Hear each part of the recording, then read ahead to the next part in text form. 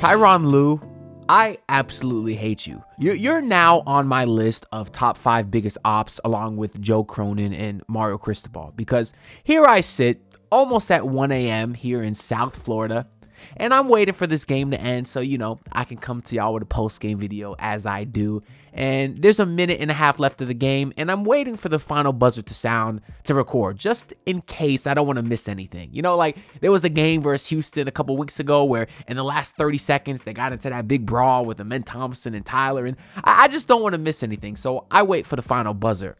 And with a minute and a half left in the game, and the game has been over for a long time, Clippers are up like 13, Tyronn Lue challenges a foul call on Kevin Porter Jr., which was unsuccessful, by the way.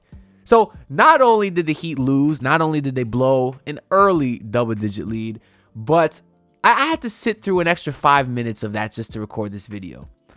And that's my biggest complaint. All right, I'll see y'all in the next video.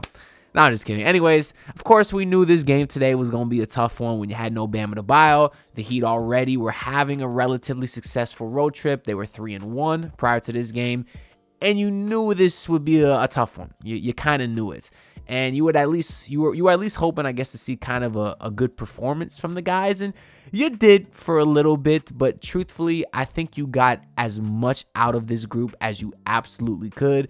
As the game started to go on, you kind of to see the inexperience of this Heat team sort of show itself versus this better competition, and that led to a bunch of turnovers and the Clippers essentially running you out of the building. So, I mean, I don't feel great about this game, but then again, you didn't have Bam Adebayo. Zubac looked like prime Shaq today. He finished with 21 and 20. Good God. As soon as it was announced that Bam was out, you knew he was going to cook.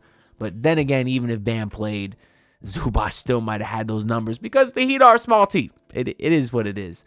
But whatever. I mean, Tyler played good today. You had some fun moments in garbage time for Kel'el Ware, I guess, if you want to take some positives. I don't know. I'm just trying to find something positive because the last 3 games have been very positive. So I don't want to come on here and just be super negative again and do the whole flippy floppy thing because, I mean, it is what it is at this point, right? It's unfortunate that the Heat, I still think they haven't won more than 3 games in a row. They have yet to be 3 games over 500 this season, and that trend continues because they were 3 games over. They lost today, so now they're back to 2 games over. But anyways, let's go through a quick recap of this game so then I can get to sleep. I know Eric Reed at the end was saying, if y'all are watching this video, you are the most passionate Heat fans. You're the best Heat fans. And I'm also thinking you're the dumbest Heat fans because here I am. I feel like an idiot watching James Harden hit step back 3 after step back 3 like it's 2016 all over again when I could be sleeping. But I guess he is right. I am a good Heat fan because I was watching hoping they would come back.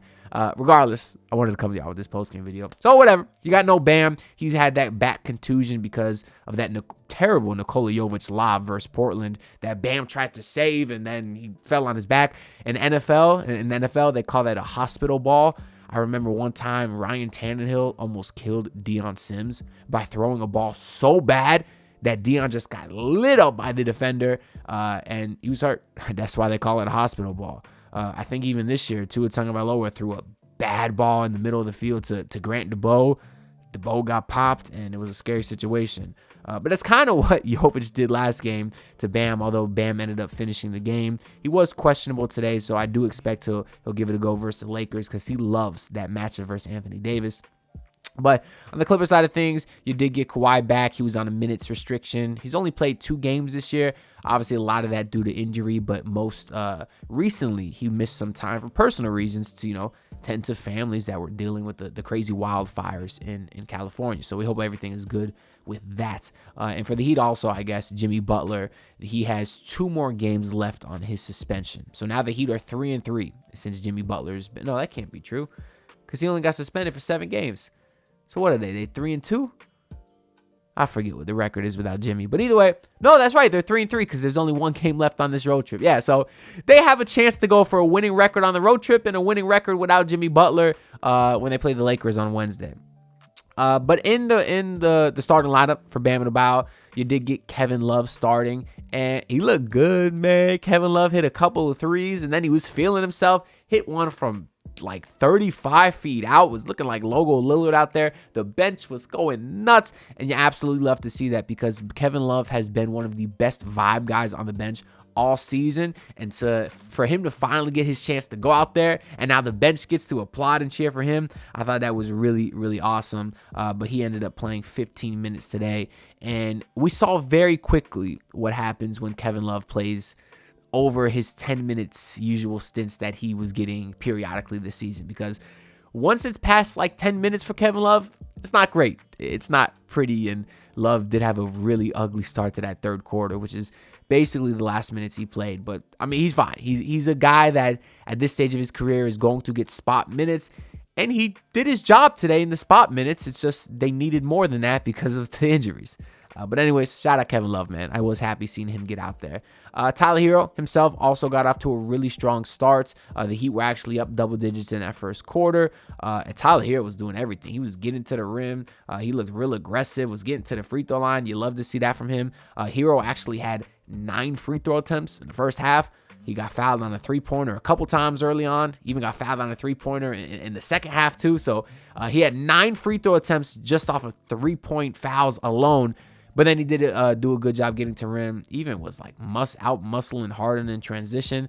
I don't know. It was just nice to see Tyler continue to work on and improve that area of his game, which is getting to the free throw line. But he got off to a strong start, although the Heat were only up 7 at the end of one, because James Harden did hit a buzzer beater at the end of the quarter from 3 to cut it to 7. That would be a sign of things to come. And then to start the second quarter, the tables turned. The law of averages occurred, and what do they call it? Murphy's Law. Like, when you have so much of one thing, you're bound to have so much of the other thing to balance it out. That's what we saw in the second quarter, because the Heat kind of shot the lights out, I guess, as a team in the first quarter. Then they went almost 4 minutes into the second quarter without scoring until Kel'el Ware got like a really nice tip-in, spin under the paint on Zubac. It was a pretty nice finish.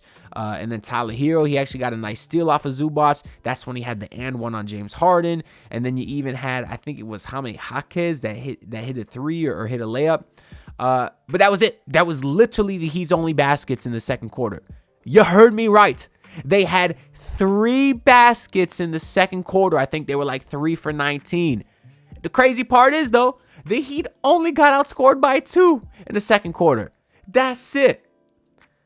Oh, I got my phone here as I'm looking at the box score. Looks like someone just left a comment on my earlier video today that is not is a little bit critical. Let's read it in real time.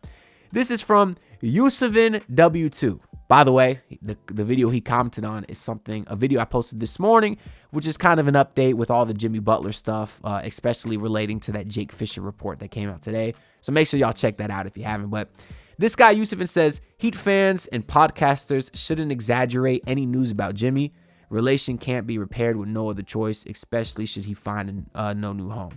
Okay, that's not that bad a comment, actually. I thought it was going to be one of those people that says something like, I got a couple comments like, stop talking so negatively about Jimmy Butler. I'm like, and the one guy, he literally said, I didn't watch your video, but I know I could tell you were talking negatively. Like, what's wrong with you? Like, even one of the things that I said in the beginning of my video that I posted this morning is I read the whole Jake Fisher article, because too many times nowadays people just read headlines and don't actually read the article, and that's how misinformation gets spread. And then I had somebody literally comment on that video saying, I didn't watch the video, but stop hating. The irony of that is insane. Like, I wasn't hating on Jimmy Butler. I can be critical of Jimmy Butler. I can be critical of the front office. That doesn't mean I'm hating. That's what a commentary channel does. That's what just people do in life. You can speak on both sides of things. You don't always have to sunshine pump your way through life. But anyways, yeah, shout out to that guy for that. That was actually a relatively productive comment, because I think he's right. I don't think the relationship with Jimmy Butler can be repaired between him and the Miami Heat, but we're going to find out real soon. But anyways, let's get back into this game here, even though I don't want to, because my next note literally just says, terrible third quarter, cooked by Harden and Norman Powell. Yeah, Harden was kind of going back to his prime self. Norman Powell was hitting wide open threes in transition. A lot of that is off of Heat turnovers. I think the Heat had 8 turnovers in that third quarter. Most of them were live ball turnovers. meaning they led to fast breaks by the Clippers. Nikola Jovic, good God, he was terrible today. He was stinking up the joint. I think he shot 1 of 10 from the field. Yeah, 1 of 10. 5.6 boards. But the turnovers for him, he had 3 turnovers, but they were bad ones. It certainly felt like a lot more. But it was mostly just because he was speeding up the game too much. He was always like in go, go, go mode when he just needed to kind of slow it down and just pace yourself a little bit better, because he even had one travel where he caught the ball and started moving right away before he dribbled. Like, that stuff can be cleaned up. And obviously, as a 20-year-old kid, he will learn to clean that stuff up. I think he's such a good transition player that he tries to go fast all the time. But you don't need to. That's how you throw the defense off, is just by kind of changing your pace. And he'll learn. But that's just something I noticed today with Nikola Jovic. But it wasn't just him terrible in the third quarter. It was everyone. Terry Rozier, I sound like a broken record at this point. He sucks. He had 1 3 today, which we know that he's been, terrible from 3. I think he's shooting like 17% in the last month from 3. And his 1 3 that he hit today hit the rim like 7 times. Kawhi was there. I guess Kawhi and his lucky bounce shots rubbed off on Terry, because that's the 1 3 that Terry hit, which was a lucky ass bounce. And then the 3 that Terry hit 1 3 versus Portland, and Terry banked in that 3. So not only is Terry Rozier shooting 17% in the last month from downtown, but the last 2 threes that he hit were BS. They were luck. He's terrible. Oh, God, I don't understand. The next possession after Terry got that lucky 3 to go, he did a beautiful spin move on Harden to get right to the rim and smoked the layup. And when I say he was wide ass open, hear me. He was wide ass open and smoked the layup. He's ass. Anyways, Harden will have another buzzer beater at the end of this quarter. This time it was a floater. That would put the Heat down 11. And Tyler Herro needed to get some rest. That means that he sat to start the fourth quarter. And it got even more ugly. The Heat immediately had a turnover. Nikola Jovic was trying to bring the ball up the court while getting pestered by Derrick Jones Jr. By the time he actually got to the front court, there was like 15 seconds on the shot clock. He had to force it to Duncan Robinson, who forced up a 3 and got blocked. Got his own rebound, got blocked again. One of the ugliest offensive possessions I've ever seen. And it's just unfortunate that when Tyler Herro's not out there, the offense can't function. Now, obviously, I know Bam Adebayo helps that, because he has shown that he can be a good offensive scorer when he wants to be.